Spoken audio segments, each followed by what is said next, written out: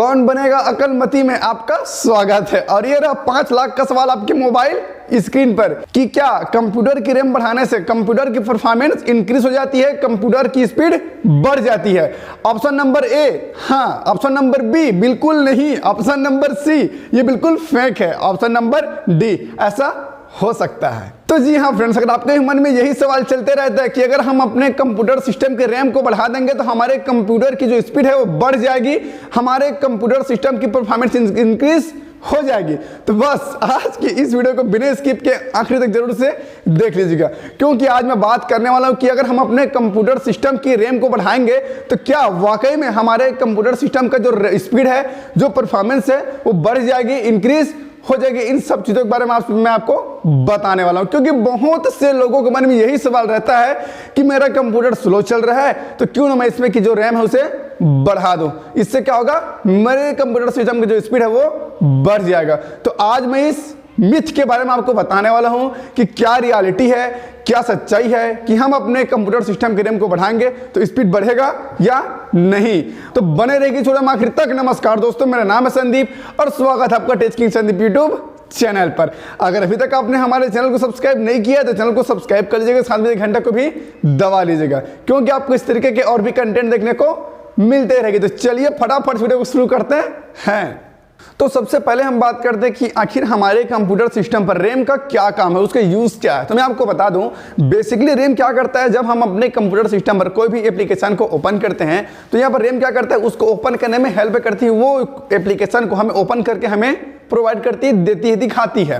तो यहाँ पर होता क्या है, जब हम अपने कंप्यूटर सिस्टम की जो रैम है उसे हम बढ़ा देंगे, मतलब अभी लगा जैसे 2 GB की रैम आपके सिस्टम पर लगा है, आप जब उसे 4 GB का लगा देंगे, 4 GB का लगा देंगे और आप सोचेंगे कि उसकी स्पीड बढ़ जाएगा, तो आप गलत है, बिल्कुल भी स्पीड नहीं बढ़ेगा।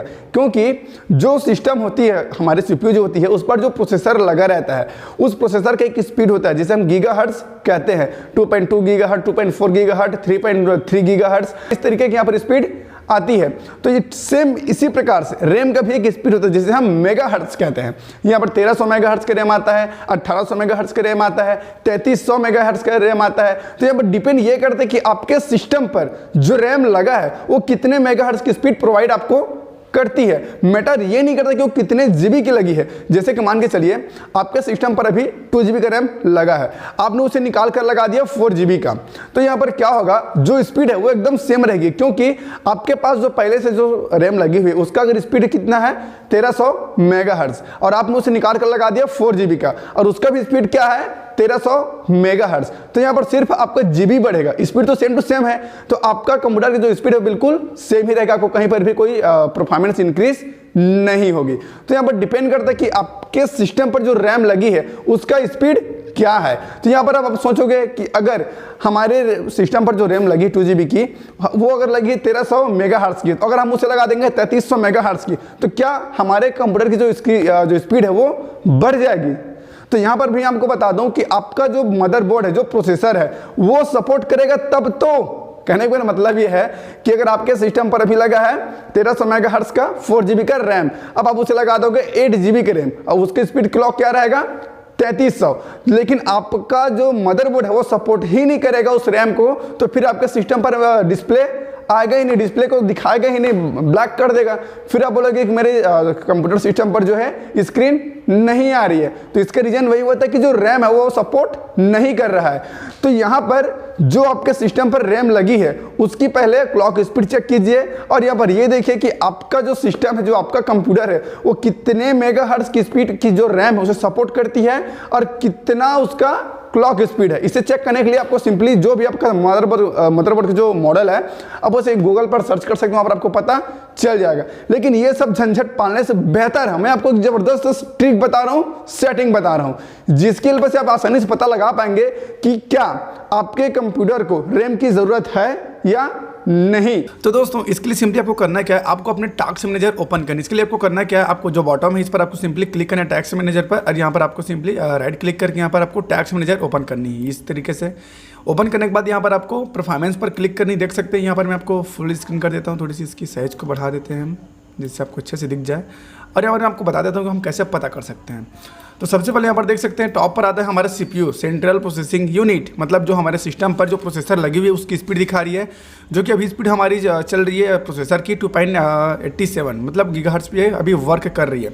लेकिन हम बात कर रहे हैं अभी रैम की। तो यहाँ पर आपको मेमोरी पर क्लिक करनी है।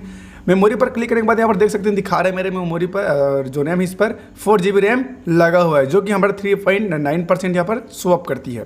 तो यहाँ पर देख सकते हैं यहाँ पर क्लियर आपको दिखा रहा है कि हमारे सिस्टम पर 1.9GB ही यूज़ हो पा रही है, बाकी का जितना भी जो पड़ा है वो सब खाली पड़ा है। देख सकते हैं यहाँ पर 1.9GB हमारा यूज़ हो रहा है, बाकी का पूरा खाली भरा पड़ा है। देख सकते हैं यहाँ पर 2.4 हमारा खाली है। तो यहाँ पर अंदाज़ा लगा सकते हैं कि हमारे सिस्टम पर जो 4GB का जो रैम है वो बहुत ही ज़्यादा पर्याप्त है, बिल्कुल भी बढ़ाने की ज़रूरत नहीं है।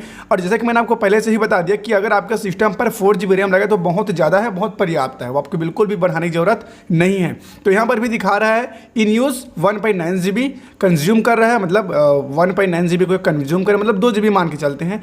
2GB रैम यहाँ पर हमारा यूज़ हो रहा है, बाकी का 2GB हमारा स्वैप पड़ा सिर्फ खाली है। तो यहाँ पर आप अपने सिस्टम पर भी इस तरीके से देख सकते हैं कि आपके जो रैम है वो कितना यूज़ हो रहा है और कितना बचा हुआ है।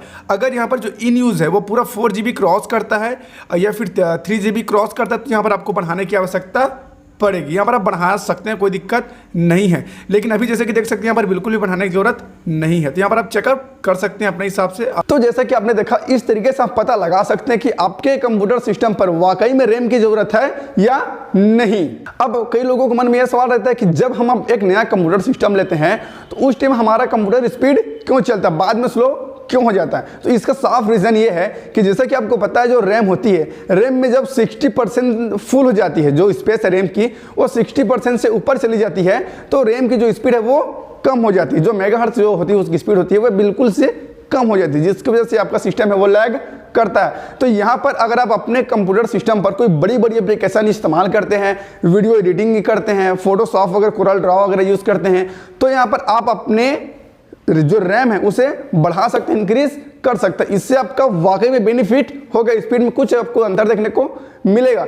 लेकिन आपका जो वर्क है वो बिल्कुल नॉर्मल है, आप ऐसे कुछ खास वर्क करते नहीं है, तो आपके लिए 2GB की रैम पे बहुत ज़्यादा पर्याप्त है, आपको बिल्कुल भी इंक्रीज करने की जरूरत नहीं है। जैसे कि मैं आपको बता दिया कि किस तरीके से हम चेक कर सकते हैं कि आखिर हमारे कंप्यूटर सिस्टम को ज़्यादा रैम की ज़रूरत है या नहीं है। आप इस तरीके से चेक कर सकते हैं, उसके बाद ही आप रैम को बदलिए, एक्सचेंज कीजिए, ज़्यादा लगाइए, क्योंकि रैम बढ़ाने से स्पीड बिल्कुल भी नहीं बढ़ता। फ्रेंड्स, अगर आपको वीडियो पसंद आई तो वीडियो को लाइक करें, चैनल को सब्सक्राइब करें, साथ में घंटे को भी दबाएं और जितना हो सके वीडियो को शेयर कीजिए। अगर आपके मन में कोई सवाल है, कोई डाउट है या फिर आप किसी और टॉपिक पर वीडियो चाहते हैं तो मुझे नीचे कमेंट करके बताइए कि आपको किस टॉपिक पर वीडियो चाहिए। मैं कोशिश करूंगा उस टॉपिक पर वीडियो बना पाऊं। और अगर अभी तक आपने मुझे इंस्टाग्राम, ट्विटर, फेसबुक पर फॉलो नहीं किया है तो नीचे डिस्क्रिप्शन पर आपको मिल जाएगा सबका लिंक, वहां पर जाकर मुझे फटाफट से फॉलो कर लीजिएगा। उस पर भी मैं नए पोस्ट लेकर के आते रहता हूँ, अपडेट लाते रहता हूँ। तो बस आज के लिए इतना ही, फिर मिलते हैं एक नई वीडियो पर नए टॉपिक के साथ। तब तक के लिए गुड बाय।